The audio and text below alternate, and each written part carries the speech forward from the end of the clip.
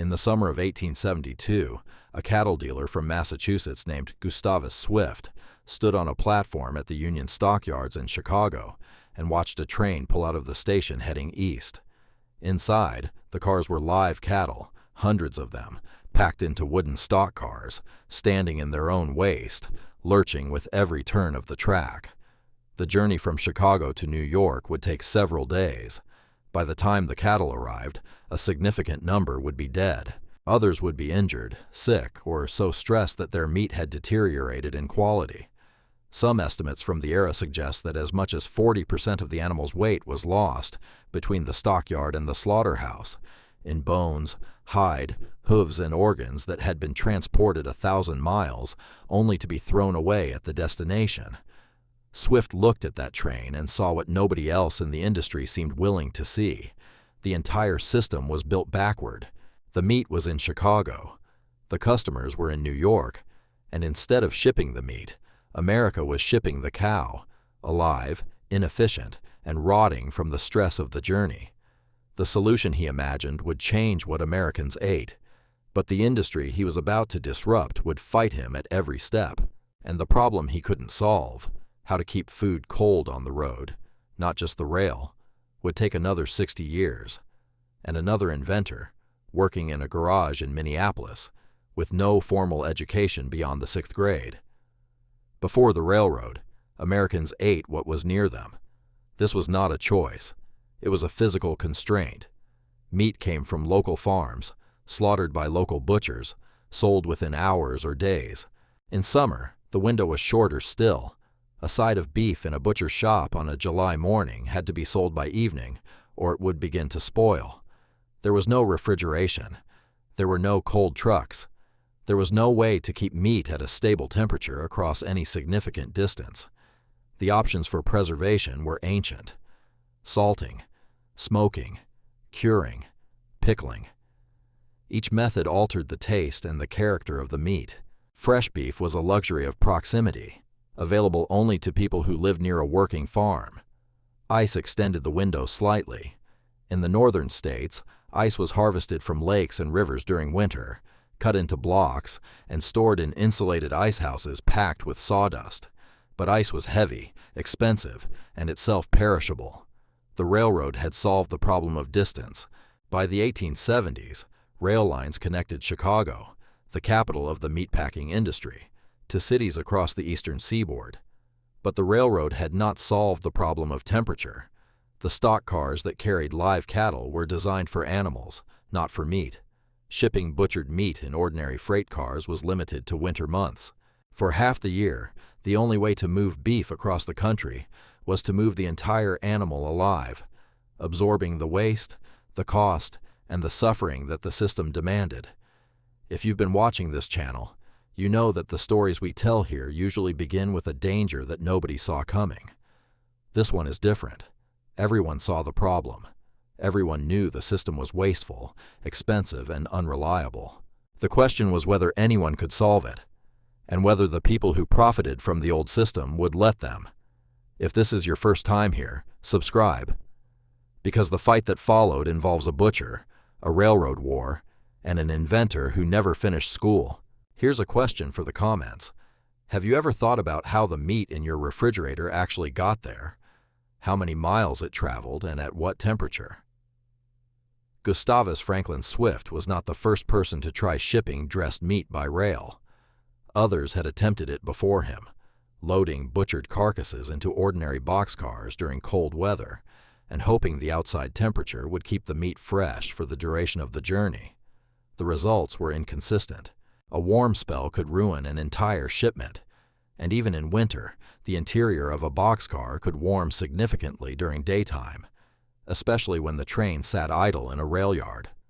Swift's insight was that the problem was not the meat, it was the car.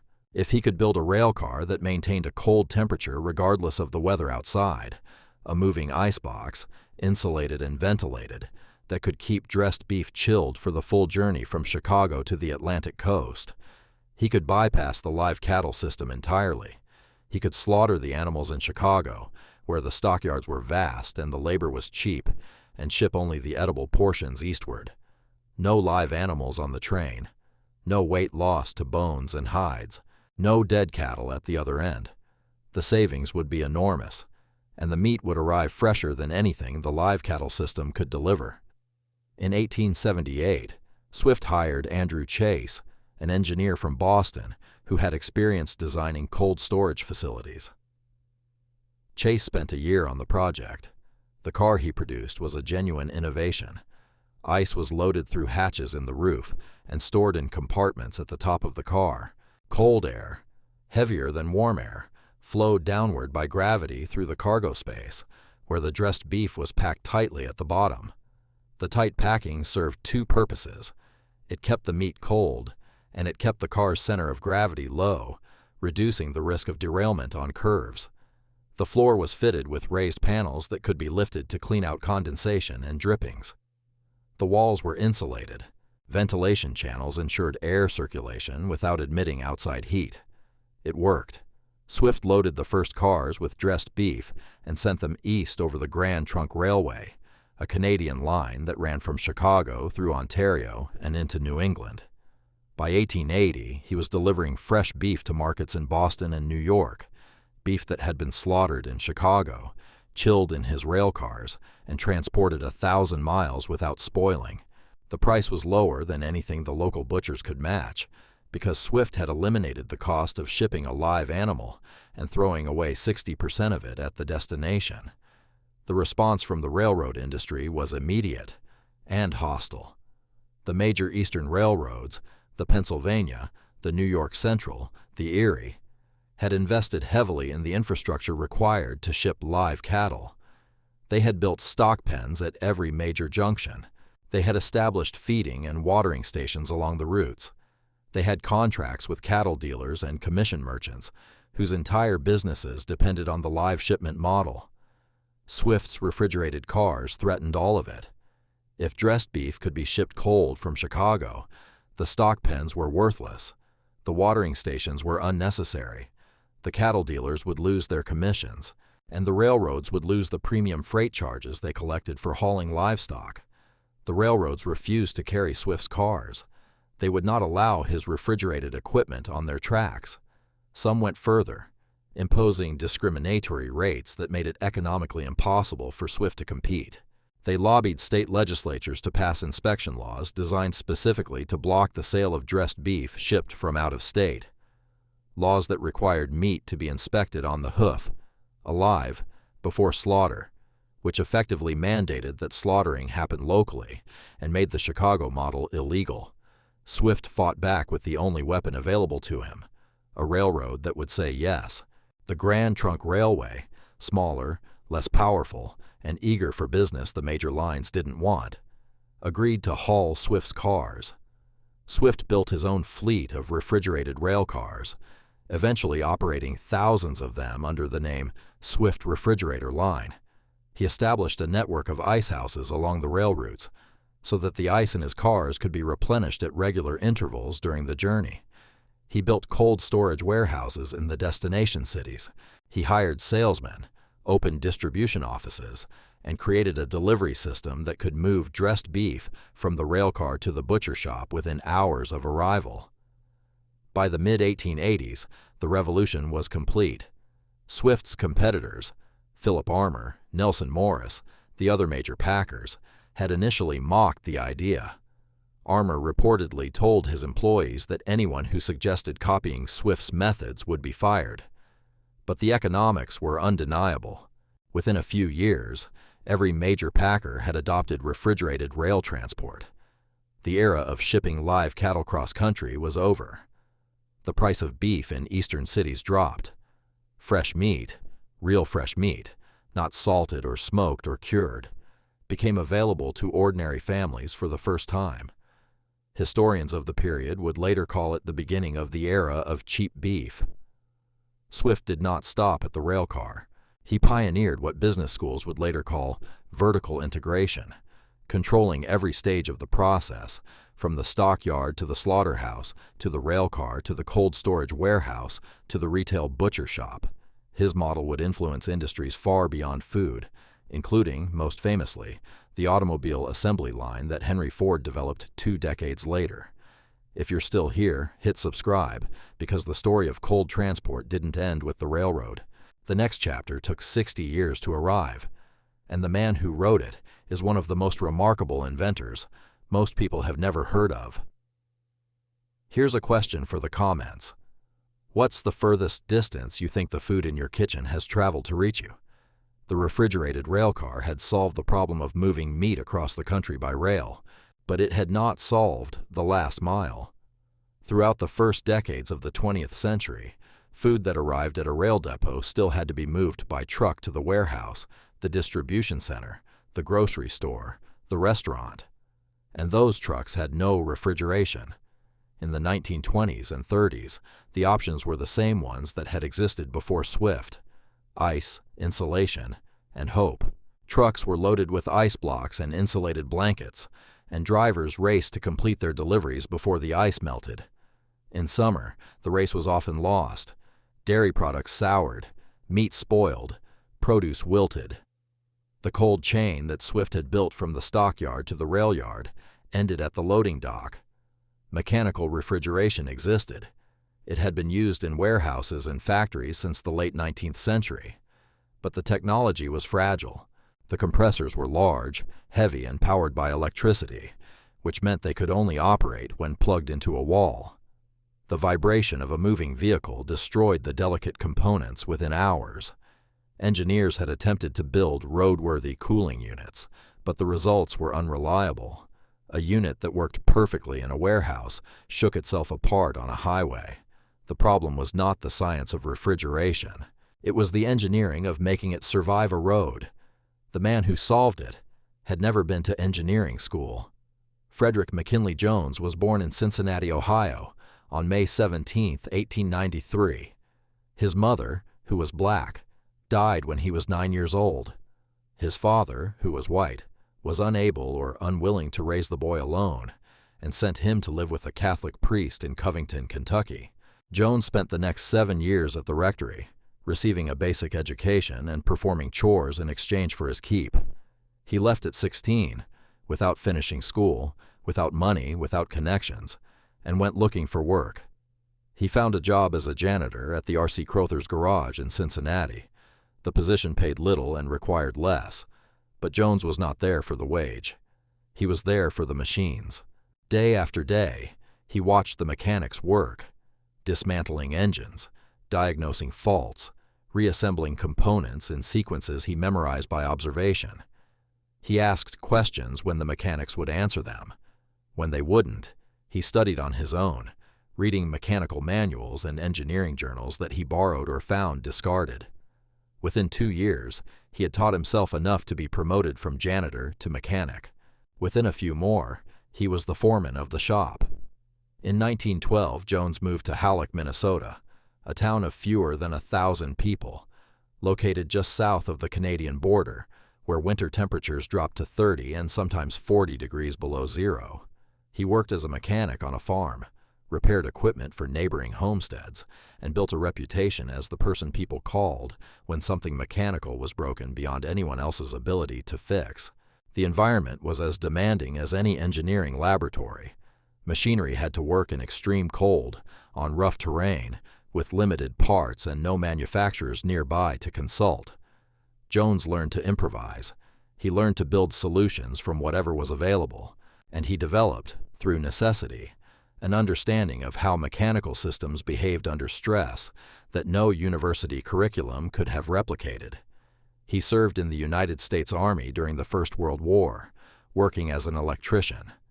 When he returned to Minnesota, he kept inventing, designing a device that could synchronize sound with motion pictures, building improvements for automobile engines, and earning a reputation in the region as someone who could solve mechanical problems that stumped formally trained engineers. In 1930, a Minneapolis businessman named Joseph Numero hired Jones to improve the sound equipment his company, Cinema Supplies, produced for movie theaters. Numero was impressed by Jones's ability to work alongside engineers with university degrees and outperform them. The two men developed a partnership built on complementary strengths. Numero handled the business, Jones handled the engineering. that would define both of their careers. Then, in 1938, came the conversation that changed everything. Numero's colleague, a man named Harry Werner, complained at dinner that he was losing money because the food he transported by truck kept spoiling before it reached its destination. Numero joked that Werner should install a refrigerator in the back of his truck. Werner took the joke seriously. He purchased an aluminum trailer and brought it to Numero's shop, asking whether it was possible to build a cooling unit that could survive the road. Numero had doubts. The engineering challenges, vibration, shock, temperature variability, power supply, had defeated every previous attempt. Jones did not have doubts. He had ideas. Working in the shop, largely on his own, Jones designed a refrigeration unit unlike anything that existed. Instead of mounting the compressor inside the trailer, where the vibration of the cargo and the flexing of the trailer walls would shake it apart, he mounted it under the trailer floor on a reinforced frame isolated from road shock. He powered it with a small, dedicated 4-cylinder gasoline engine, which meant the unit operated independently of the truck's own motor and could run even when the truck was parked. The cooling system was compact, self-contained, and built with the kind of mechanical durability that Jones, a man who had spent his life fixing machines in the harshest conditions Minnesota could produce, understood at an intuitive level. The unit worked on its first test. Jones filed for a patent. On July 12, 1940, the United States Patent Office granted him U.S. Patent Number D-132,182 for a portable refrigeration unit for transport vehicles. Numero sold his film equipment company to RCA, and together, he and Jones founded the U.S. Thermo Control Company, later renamed Thermo King Corporation. The timing was extraordinary. In December 1941, the United States entered World War II. The military faced a logistical challenge of unprecedented scale: how to transport food, blood plasma, and temperature-sensitive medicine to troops deployed across 2 oceans, on islands and beachheads and airfields where no infrastructure existed. Standard supply methods, ice, insulated crates, hurried delivery before spoilage, were inadequate for a war fought thousands of miles from the nearest cold storage warehouse. Jones's units were adapted for military use. They were installed in trucks, in railroad cars, in ships, and in cargo aircraft. The compact, shock-resistant design that Jones had engineered for a food truck in Minnesota proved equally effective on a supply convoy crossing North Africa or a transport ship in the Pacific. The military ordered hundreds, then thousands of units. Jones continued to refine the technology for military applications, designing refrigeration systems for field hospitals that could keep surgical supplies and blood plasma at stable temperatures and tropical heat. He developed air conditioning units for cockpits and for the mobile medical stations that followed troops into combat zones. Medical historians of the period have noted that the ability to transport blood plasma without spoilage, made possible in significant part by Jones's refrigeration technology, saved lives that would otherwise have been lost to the limitations of the supply chain. After the war, the technology came home, and it arrived at exactly the moment the country was ready for it. The construction of the interstate highway system, authorized by President Eisenhower in 1956 and built over the following 2 decades, created a national road network that could move goods faster, more flexibly, and to more destinations than the railroad. A refrigerated railcar could carry meat from Chicago to New York, but it stopped at the depot. A refrigerated truck could carry the same meat from the depot to the warehouse, to the grocery store, to a small town 50 miles from the nearest rail line. Jones's technology didn't replace Swift's, it completed it. The railroad moved food across the country. The truck moved it to the customer's door. The impact was immediate and visible. Supermarkets, a retail format that had emerged in the 1930s but was still limited by the perishability of its inventory, could now stock fresh meat, dairy, and produce shipped from anywhere in the country. A grocery store in Minnesota could sell oranges from Florida. A family in Texas could buy salmon from Alaska. The seasonal constraints that had governed the American diet for centuries. You ate what was local, and you ate what was in season, because nothing else could reach you before it spoiled, were, for the first time in human history, abolished. Not by a law, by a compressor mounted under a truck. The frozen food industry, which had existed in a limited form since Clarence Birdseye's experiments in the 1920s, exploded. Frozen vegetables, frozen dinners, frozen desserts, products that required an unbroken chain of sub-zero temperatures from the factory to the store, became commercially viable at national scale because Jones's units could maintain those temperatures on the road. The American freezer aisle, that familiar canyon of glass-doored cases stretching the length of every supermarket, exists in its current form because a truck could finally keep its cargo frozen for 1,000 miles. The company Jones co-founded grew accordingly. By 1949, it was earning $3 million a year. Jones continued to invent, refining the truck units, adapting the technology for different vehicle types, designing improvements to the compressor systems that made his units more efficient and more reliable with each generation. Over the course of his career, he was granted more than 60 patents. In 1944, he became the first black member of the American Society of Refrigeration Engineers, an organization whose members had, in many cases, more formal education than Jones had years of schooling. He consulted for the Department of Defense and the Bureau of Standards through the 1950s, advising the government on the refrigeration challenges of military supply chains and civilian food distribution. When Frederick McKinley Jones died on February 21, 1961, at the age of 67, he held more patents than almost any black inventor in American history. 30 years later, in 1991, he was posthumously awarded the National Medal of Technology by the President of the United States, the first black inventor to receive the honor. The citation recognized his contributions to the field of automatic refrigeration, contributions that had reshaped the way the world moved, stored, and consumed food. The story of cold transport is not the story of a single law or a single regulation. It is the story of a system, the cold chain, that was built link by link, invention by invention, across a century of American history. The first link was ice. The natural ice trade of the early 19th century proved that temperature could be controlled, at least partially, across distance and time. But ice was heavy, expensive, and impermanent. The second link was the railcar.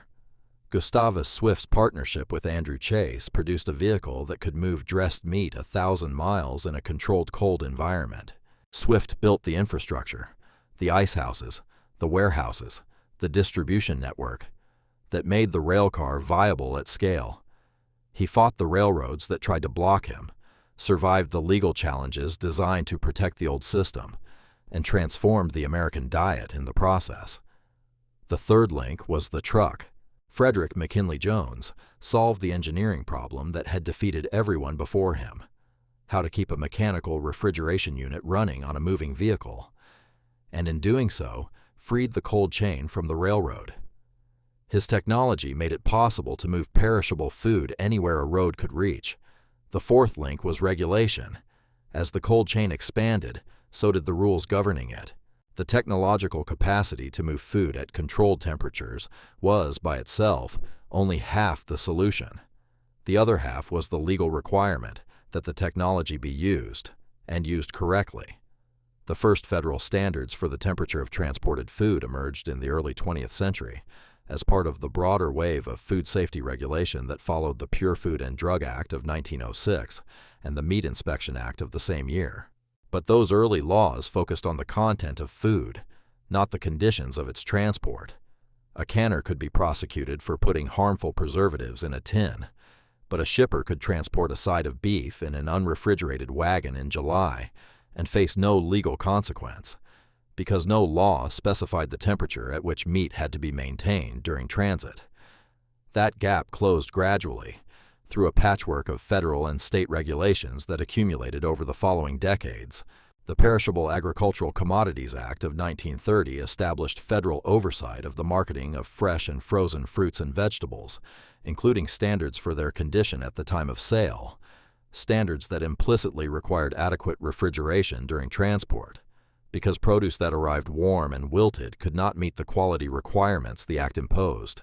The Federal Meat Inspection Act was amended multiple times through the mid-20th century, with each revision tightening the requirements for sanitary conditions during transport and specifying, in increasing detail, the temperatures at which inspected meat had to be maintained from the moment it left the packing plant to the moment it reached the retail counter. By the 1960s, the regulatory framework was explicit. Perishable foods had to be transported at specified temperatures, below 40 degrees Fahrenheit for refrigerated items, below 0 for frozen, and the vehicles carrying them had to be equipped with mechanical refrigeration, capable of maintaining those temperatures for the duration of the journey. Drivers were required to monitor and record the temperature of their cargo. Inspectors could check the records at any point in the distribution chain. A broken cold chain, a link where the temperature rose above the safe threshold, was no longer just a business problem. It was a regulatory violation, subject to seizure of the cargo and penalties for the shipper. The modern cold chain is the product of all 4 links working together: ice, railcar, truck, and law. Remove any one of them and the system fails. The technology without the regulation produces a cold chain that works when it's profitable and breaks when it's not. The regulation without the technology produces a mandate that cannot be enforced. Both had to exist. Both had to evolve together. And both trace their origins to the same fundamental insight, the understanding, arrived at slowly and at great cost, that the temperature of food is not a detail. It is the difference between nourishment and illness, between safe and dangerous, between a system that works and one that kills. The cold chain today is invisible. That is the point. The next time you walk into a grocery store, pause at the refrigerated aisle. Look at the meat, the dairy, the produce, the fresh food that arrived that morning from a farm or a plant that might be 1,000 miles away. Notice the temperature. Feel the cold air against your skin as you open the glass door. That cold, constant, reliable, uninterrupted from the moment the food was packed to the moment you pick it up, exists because a butcher from Massachusetts looked at a train full of dying cattle in 1872 and decided there had to be a better way. And because a self-taught mechanic in Minnesota, 66 years later, heard someone complain about food spoiling in a truck and decided he could fix it. The cold air doesn't explain its history. It doesn't tell you about Swift's war with the railroads, or Chase's year of engineering, or the Grand Trunk Railway that agreed to haul the cars no one else would touch.